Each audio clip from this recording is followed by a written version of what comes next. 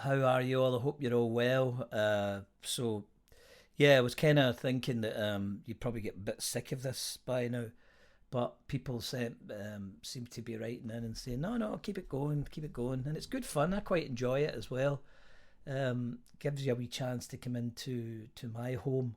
Um, and yeah, so yeah, I'm trying to think where we left off yesterday. I can't remember, but all sorts of carry on anyway from the silencers. So we had a few more requests, and somebody requested this song, and I don't really know it that well, and it's really good because you've now got me looking out lyrics, which is even more interesting.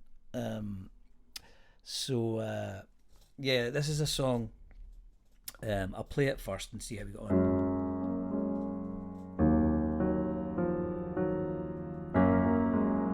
You'll notice that they're all the same because I can't really play the piano, so they all sound like just sounds like the first song that I played. Lonely boat lost at sea. There's no one expecting me tonight. Tonight, there's a raging wind, but I lie low. I got no place else to go tonight. Tonight, stick out till the morning, till there's no one left inside. I'll ignore the eagle's warning till she takes her soulful flight. I will try not to bend till the bitter end.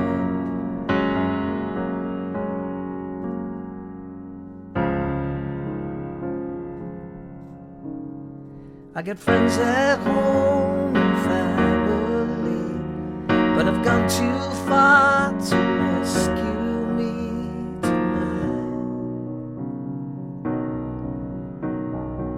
Tonight, and the silver moon up in the sky just illuminates my every light tonight. Tonight, I'll stick out on the water. I got salt to wash my sins. The mother and the daughter have been staring up the wind. I will try not to bend till the bitter end.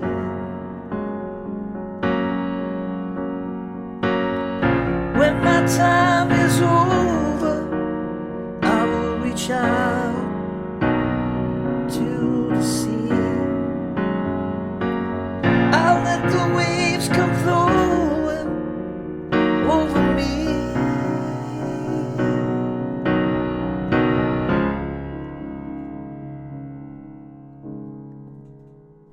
What is wrong and which is right? I don't think I know tonight,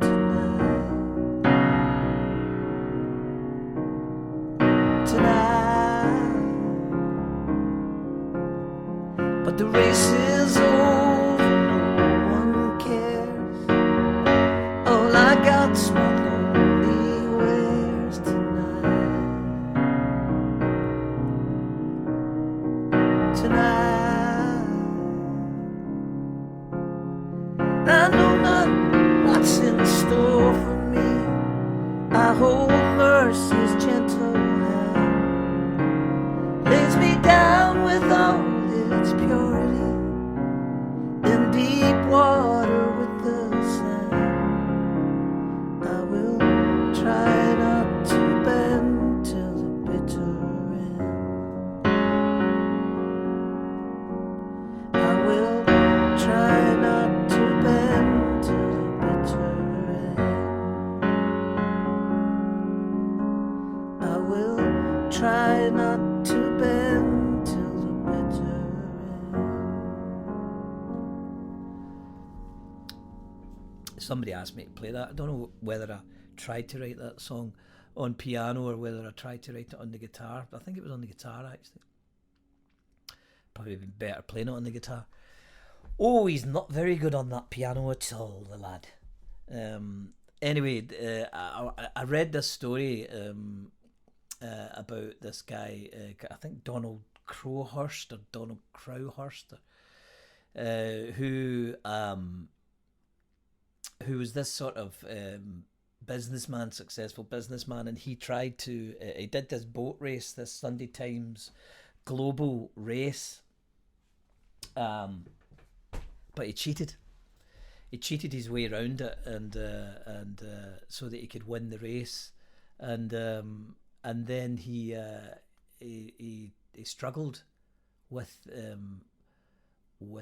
cheating of it, and I think he was just the embarrassment and the shame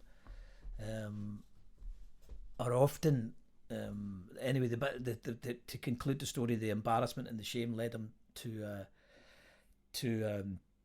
they believe he committed suicide. He stepped off the boat.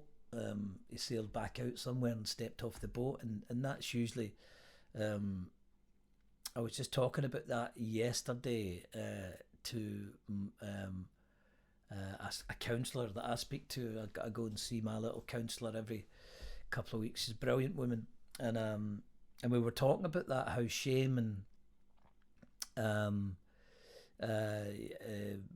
embarrassment and your history can be things that can really take you down, and it did to this poor fellow. So it's an interesting story. Donald Crowhurst, or Crowhurst, Crowhurst. Interesting story. So I wrote this song called The Bitter End, and I don't often do it. Like a lot of my songs are all kind of sentimental and different things, but I did it at a house gig. Haven't really done many house gigs, but I did one for a guy called Charlie Gracie, and who kindly invited me to his house. I think I've only done about 3 or 4 house gigs. I did 1 or 2 maybe in Scandinavia, where they were just really such a genteel, sort of quiet audience that just came, and it was in Norway, I think, and in fact it was in Norway. It was in a place called Stavanger in Norway. So yeah, I'm going to take these off. So we started off, with a bitter end. So as I say, it was in that house party where we did that, and I thought somebody were writing in and asking me to do things. Got a couple other requests from people. And I don't know how long we can keep this going, or till we run out of songs and then we go back and do them all again. But so it's good fun. I think you see the shadows of my washing out there. What a day it's been for washing. It's quite sad, isn't it? You get to that age. But yeah, so The Bitter End, I don't think it would ever have made any albums or anything, and I don't think it's even on any demos or anything, but I just thought I'd let you hear it anyway, for the sake of it. So yeah, somebody else asked me for this song. This is a song which started out, actually this song started out, there's a great piece of artwork in Glasgow. I think it's called The Gatekeeper, and it's done by this German guy. It's in the Gorbals in Glasgow, and it sort of hangs. It's almost like a crucifixion. It's right across from. Oh God, I don't really know how to describe it. There's a big bus sort of area there where they park all the buses in the Gorbals, and it hangs down there.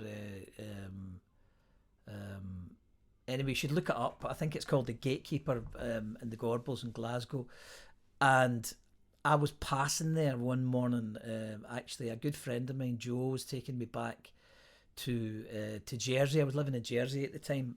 My father had passed away, and and I was just thinking about my father, and thinking about, you know, the relationship, the kind of fraught relationship that I had with him, and him and I were not always at loggerheads, but we were at loggerheads a bit. And I was just, we were driving back, it was really early in the morning. It was about 4 or 5 in the morning, and it was a really sort of musty, sort of real overcast day. And we were passing this thing, and I said to my pal Joe, "What is that?" And he said, "Oh, it's called The Gatekeeper. It's this German guy who did it, and he had asked people, to bring pieces of metal, old cars from all the old buildings that had been there before, all the old sort of tenement buildings from the Gorbals, and he was going to mash all this this cutlery and old trucks and anything that was, and he, you know, got the people of Gorbals to donate all this, and he mashed it all up and crushed it all. He made this kind of statue, as I say, almost Christ-like, hanging,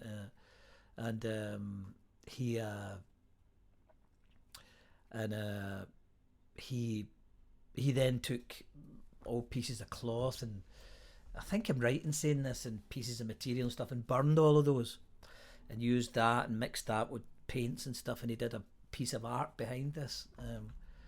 And I decided, when I got back to Jersey, it was really playing on me, because I was just thinking about, you know, coming back to Scotland and, you know, burying a parent, and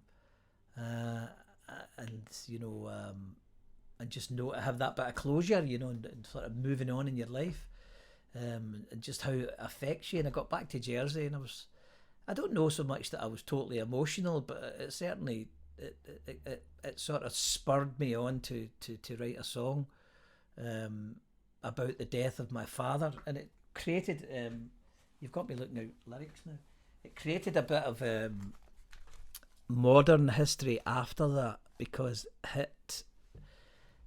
we ended up using it in the George Best musical. It became the very last song in the George Best musical, and it was really funny, because we were in this theatre, the theatre in the Opera House in Belfast, and all the actors were acting out the part on stage about when George died, because they had this sort of state funeral that left from Stormont, and it came all the way down to Stormont. It was all televised, and Brian Kennedy was singing at it all, and the stuff. So it's quite difficult to reenact that on stage with 10 or 12 actors, or I'm not sure how many was in the cast. It was about that. But there they were, they had all these brawlies, and they were singing this, "So long, Geordie, we'll remember you." And there was a lot of parts in that musical, there was a lot of parts in that show that were obviously very personal to you. But it was quite funny that here was all these actors singing about the death and the funeral of George Best, and they were reenacting it, you know, and the young guy Aidan O'Neill, who played George, he would the way the stage was set, you should maybe try and check it out on YouTube. The musical's called Dancing Shoes, but at the end of it, he's sort of there in his Northern Ireland shirt. He's got his hand sort of raised up, you know, in a sort of victory salute, as if to say, you know, people won't forget me and stuff. But the song was written about my dad originally, and written about this statue, and this is the original. I'm going to put these headphones on that allows us to hear it. So this is Angel in the Art, which then I think we called it So Long Georgie or something, or Goodbye Georgie or something.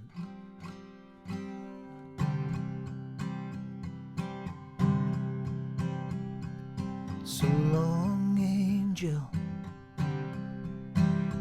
we must never part.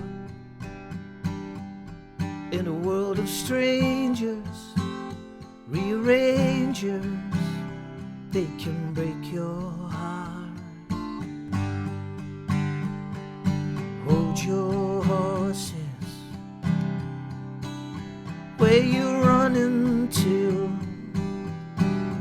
in a world of strangers, where the dangers are the friends you knew. How many chances fall at your feet when the road you're walking is a dead-end street? How many chances stand in your way? Move them all out today. Yeah, yeah. Yeah, yeah.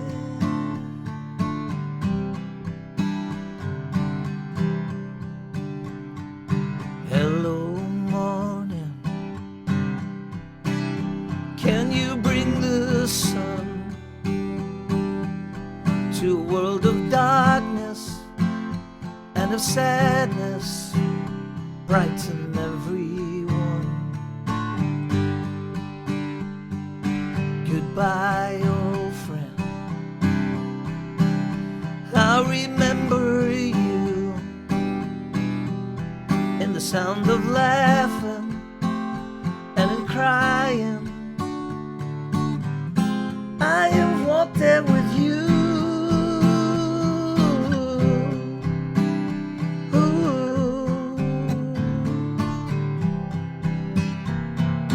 How many people look in your eyes, wishing someday soon that maybe they could fly out of the ashes into the night. What a beautiful flight.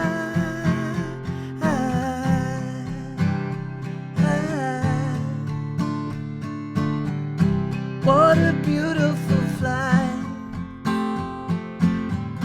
What a beautiful flight. What a beautiful flight. What a beautiful flight.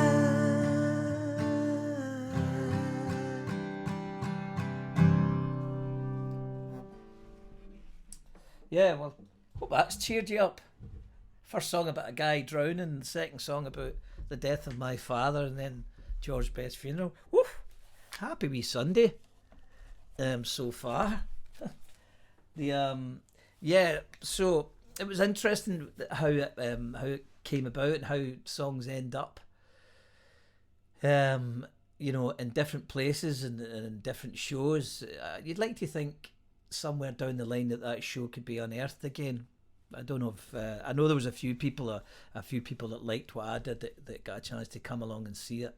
It was a great experience. It was as I'd said in previous sort of blethers and chats and stuff. It was a great chance to work with some incredible people, and I mean Mary Jones is a fantastic writer, and as is Martin Lynch, and they're very successful people. And Pat Gribben played with a great band from Belfast called The Adventures, who took a couple of really, really big hits, Broken Land, and I think the other song that I remember anyway was a song called Drowning in the Sea of Love. And they all had their own take, their own ideas of how the show was going to go, as did I. But you never know with songs like that they're going to end up as the show, as the sort of, that's the closure of the show, and the lights go down and the cast are all on stage. Conveniently, all the cast are all on stage, so that while you've got the tempo raised and that song's being sang by them all, it's being played by obviously different lyrics for George. We'll Remember You This Way, I think we called it. We'll remember you this way. We'll remember you this way. So it was brilliant to see that on stage, and and that, as I said to you, I think the first night there was the mayor of Belfast, and Martin McGuinness, who was alive at the time from the Sinn Féin party. He was there. There was Peter Robinson was there. He was the country's leader at the time. There was a lot of different people there. The big Sean, I can't remember, he's the fantastic big English actor that does all the O2 adverts. Terrible, sorry Sean. He was there. I mentioned before all my friends were Jersey were there. My wee brother, my brothers were there. It was a fantastic spectacle. And great proud moments. George Best's wife Angie Best was there. His son Callum Best. It's really funny actually because I tell this story when I play live. Angie Best asked me, did I smoke? And she said they were quite nervous. The family were quite nervous, obviously. And George's sister Barbara was there and got to meet the Best family. She's Barbara McNary now. But as I say, like everybody that was pretty much connected, that we knew that we could invite along to the Grand Opera House in Belfast, were there. And anyway, Angie Best said to me, do you smoke? And I said, no, I don't smoke. And she said, I want to go out and have a cigarette before the thing starts. And I said, sure, no problem. So as we were going out, their son Callum, he said, oh no, well, I'll come with you and stuff. So there was the three of us outside. And,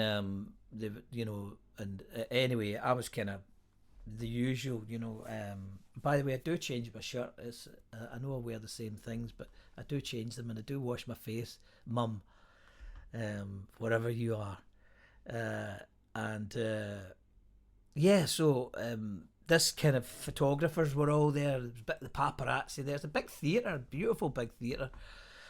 Not sure what it holds, maybe a couple of thousand people, 1,500 people, big theatre. And packed, absolutely packed, sold out for a month solid, and this was the big opening night. And the who's who was there, the Jerry Kellys of the TV shows there. Gay Byrne was there for the Dublin launch, and it was brilliant. It was absolutely brilliant. And anyway, this photographer's shuffling about, or a couple of them shuffling about, and one of them obviously spots Callum Best and Angie Best. So he comes on over and said, "Excuse me, could you do us a favour? Could you move out the way? I'm going to just take this picture of Angie Best and Callum Best." And I said, "Sure, no problem." And I moved out of the way, and he said to me, after he'd taken the photos, "Thanks very much." He said, "It's just there's a big show on in there tonight." And I was kind of standing, roughly dressed, with a wee sort of man bag over my shoulder. And he said, "It's the big show with George Best. I don't know if you knew about it." And I said, "Yeah, it was me that created it. I'm one of the writers." So it was funny. It was funny for me, wee things that like that happen. But it was a great show. It was. I spoke about it a couple of nights ago about how things developed from that. The actor, for some of the actors that were in it, and fantastic, some absolutely brilliant actors, and of course that was my time, and I had gone over there. I'd gone over there after, I think it was after another real bout of bad mental health, and just to sort of escape from my surroundings at the time in Jersey and the Channel Islands, and that was that kind of brings a bit of closure to that part anyway, to the Channel Islands, and sort of I had moved on. I had done my two solo albums, and things in life sometimes get really difficult, and circumstances happen, and sometimes good, sometimes bad. So I moved on from Jersey in a real haste to get away to Ireland, and called my wee brother up to see if he would look after me for a while and shelter me from the storm. And it was during that period that I met I'd met a wee guy called Shorty O'Kane, a Belfast musician, and I asked him if he'd known anybody, if he knew anybody that was involved in it, involved in the music industry that could help me with, and he introduced me to Pat Gribben, who did the music with me. And it was really funny actually, because another thing really happened there. The bass player from a brilliant musician, a big guy called Nicky Scott, was playing with another old friend of mine, Gilbert O'Sullivan, or Raymond is his proper name, and Raymond knew I had been going through a bit of a hard time, so he was coming to Belfast, and he to play, and Nicky Scott was playing with him, and a guy called Rod Quinn who was the drummer. It was both him and Liam Bradley were both drumming on the George Best thing, and I went along to see Raymond that night at Gilbert, and he was saying, "How you getting on? How you doing? How's your head and stuff?" And I was struggling on, and he said to me, "What about that George Best thing that you were doing? You should go back. You should do something with that. That seemed like a good idea. It seemed like a focus for you, you know." And he kind of gave me a bit of a row that night, and I don't know if I've never really got a chance to tell Raymond this, but he gave me a bit of a bollocking, you know, and I don't think he swore. It wouldn't be like Raymond to swear. But he gave me a real sort of kick up the arse. You should get on with that and start focusing on, don't be in the doldrums forever, and I was starting to feel a bit better in my mental health at the time, and I said, yeah, I'm going to get on with that, and ironically, Nicky Scott was there that night, and he said, I know somebody. He knew Pat Ribbon anyway. He said, I know this woman, Mary Lynch. You guys should go and speak to her, and that's kind of what got the ball rolling, because she was such a significant name. Mary Lynch did a couple of things. She did one thing that I think she's both of her, or certainly parts of her writing have certainly ended up in the West End. Patrick Keelty did a show that she's got called A Night in November. It's a one-man show, and I'm sure that had gone down to London. I think maybe we had a guy called Dan Gordon, I think, who but she also did another show which I can't remember the name of it, and that I think maybe that had gone to America. I'm not exactly sure. So we were in prestigious company. And when we went round to see her, actually, about the George Best thing, she's married to a guy called Ian McElhinney, who's an actor in the Game of Thrones and stuff, and she had a piano in the house, and she was saying, "What do you want with me? What is it?" We were just like, "Oh, we need somebody to do this with us, because we can't write the script, but we've got this George Best thing. It's going to be a musical," and she didn't dismiss it. She didn't say anything. She just said, "What is it? Tell me what it is." And what we thought was going to be like a 20-minute meeting or a cup of tea with Mary ended up like we're sitting in her house for about 4 hours, and Pat began to play some of it, and I said to Pat, "Come on, we'll sing her some of the songs. Come on, we'll sing her Georgie, do you want to be a fireman?"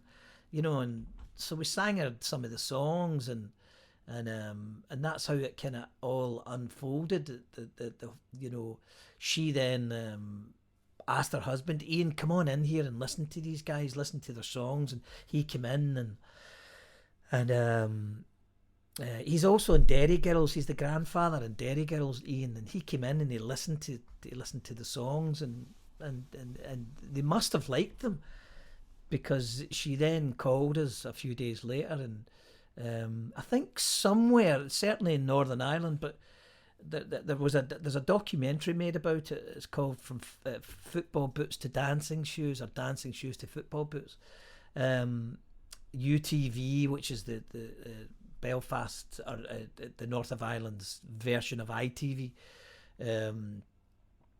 and she and they really opened doors for us because of who they were, and Martin Lynch was a big fish, is a big fish in that part of the world.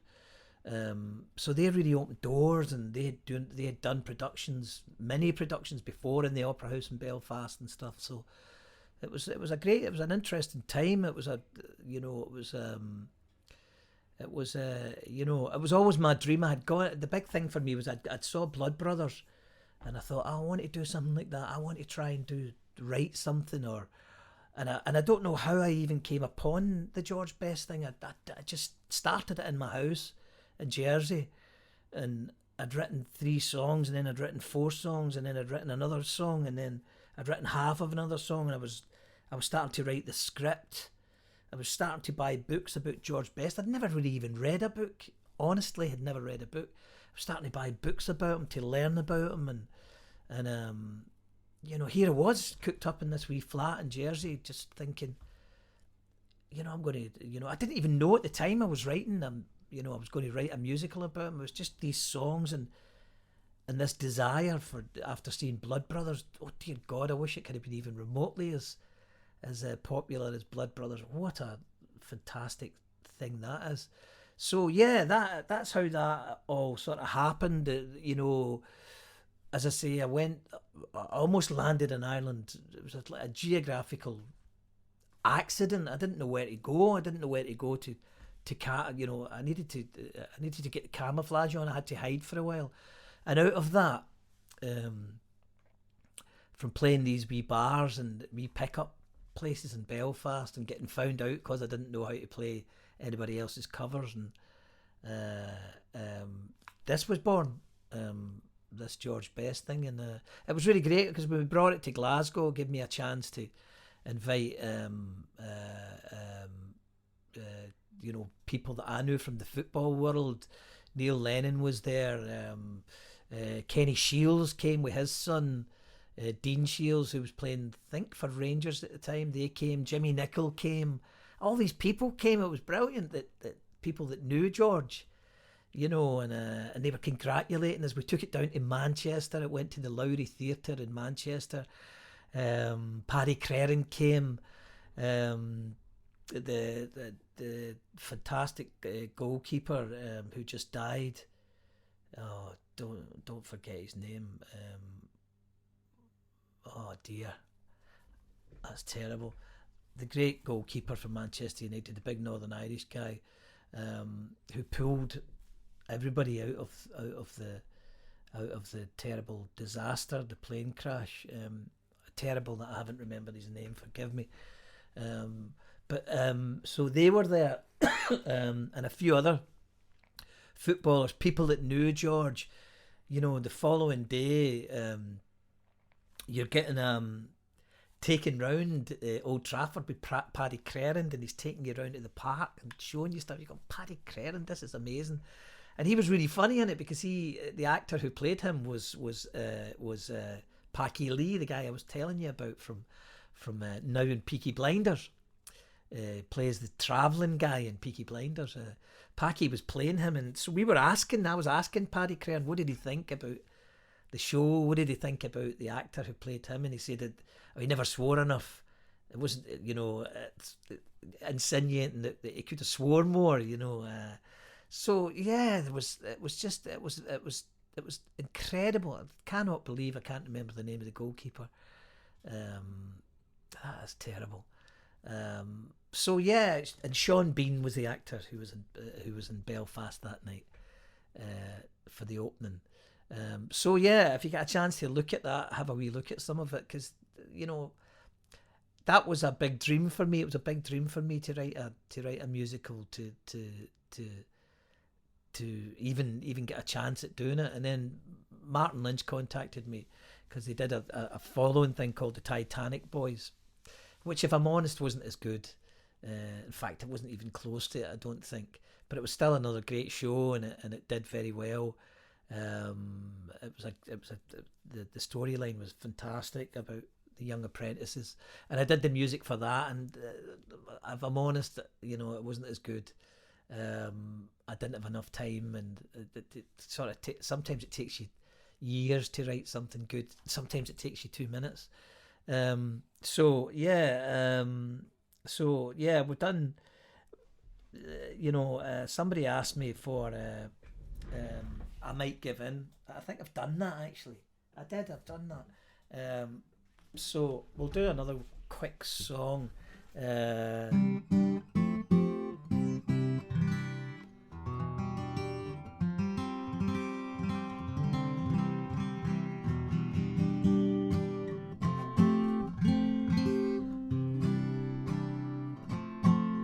So yeah, another quick tune. I don't know what to do. We'll have a wee bash at. don't we have a wee bash at this? I'll tune it up a wee bit actually. It's more babble than music, isn't it? It's nonsense.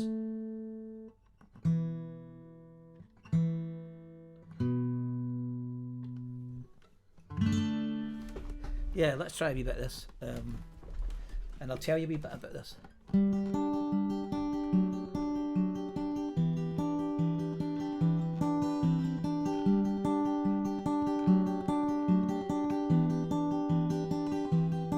I got the call that morning as day was dawning, wiping the sleep out of my eye. She said, hey, I got some real bad news for you. It was like a bullet racing through my heart, displacing every part, breaking it in two. I said, hey there, Brenda, let me get back to you. And I just sat down without a sound and wonder why. Then get up and wander to another room. Couldn't tell you then if dew sank in, but I began to cry. Oh my, my. Day we kissed the summer goodbye. Day we kissed the summer goodbye. You see, as days like these, you see birds in the trees, you smile as the people go by, but inside, all you wanna do is scream. And you look for the reason, but there is no reason, no matter how hard you try. And you pray, maybe this is just a bad dream. But the phone keeps ringing and birds stop singing inside. And the water's blacker than the evening sky. And the light goes dim as the wind comes in to cry. Oh my, my. The day we kissed the summer goodbye. Day we kissed the summer goodbye. And if there's good and bad, it's in the times we had that can never go away. By the way, we had some real good times with you. You're like a sunset going down a raft, giving it your best. There's nothing more to do.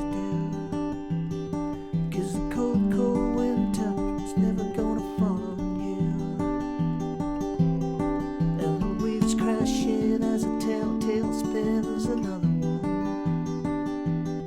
And the water's blacker than the evening sky. And your brothers keep where it's safe to sleep for everyone. Oh my, my. The day we kissed the summer goodbye. My, my, my, oh my. The day we kissed the summer, the day we kissed the summer goodbye. Oh my, my, my, my, my, my, my, my, my. Oh my, my, my, my, my, my, my, my.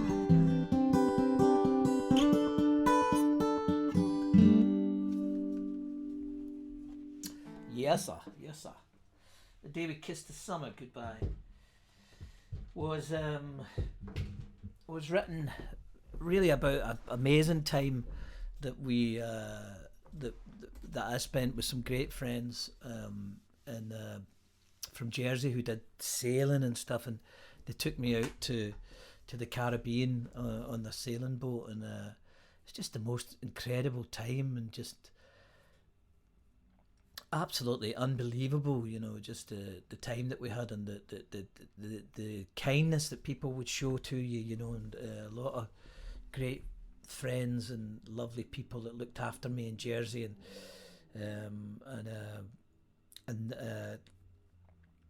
you know, and Fiona and Mark were two of them, and they were just incredible. They are incredible people, and yeah. So I wrote that song about that time, about the time that we had, and how explosive that was for me, to capture those moments, to capture that time with those people, and people that were at, you know, such high achievers in life, and here we all were out, and their stunning boat,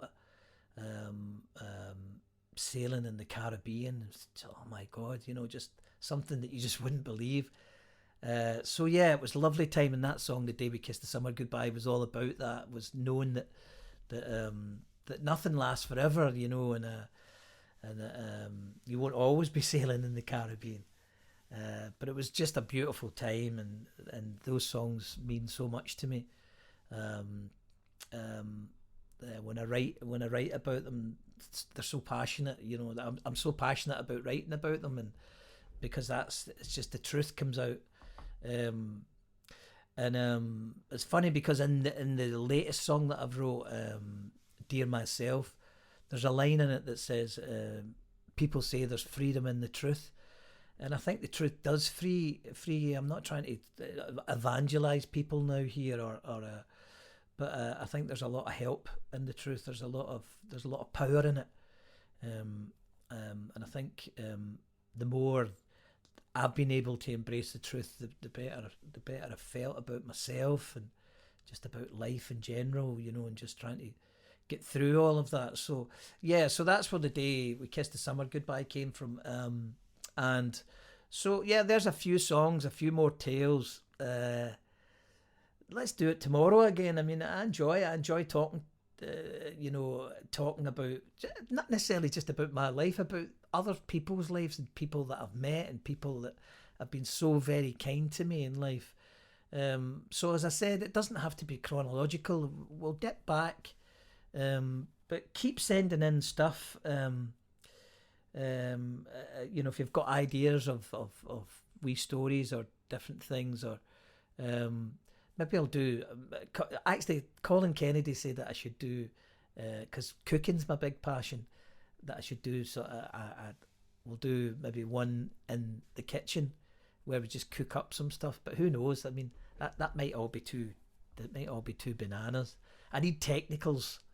If Craig Higgins was here, that it'd be all organised and it'd be no problem. That's where you miss people that are good at, you know, and brilliant at what they do. So listen, enjoy yourselves, look after yourselves. It's Sunday, tomorrow's Monday, it's a new day. Who knows? Let's just see what happens. All the best, and ta-ta for now.